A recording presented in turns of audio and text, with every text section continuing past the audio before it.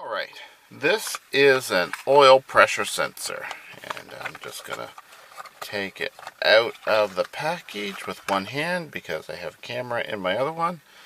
Yeah. If you have an oil leak in a Cavalier, that the oil is leaking when it's running, this is a good possibility of where it is.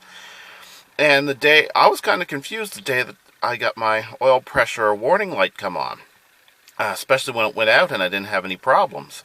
It leaks up through the plastic here. Somehow this part here breaches where there's it kind of bulges out and connects the circuit to let your car know it's getting enough oil pressure. It's basically a pressure switch, a sensor switch. It's either on or off. It either makes a signal or not.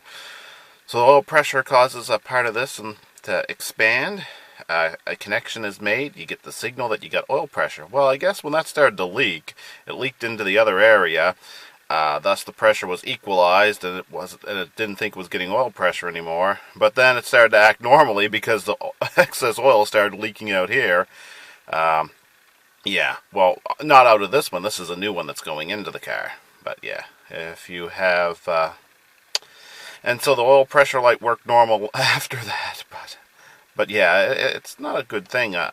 And I didn't know what went on. I thought it was weird. The oil pressure light came on while I was driving. Something fell off. Then everything went back to normal.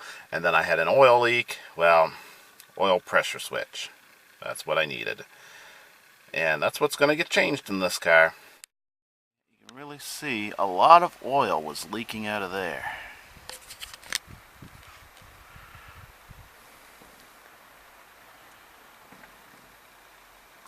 A little while ago you could actually see some smoke where some of the oil was burning, where it dripped down onto the hotter parts of the engine as well as the exhaust.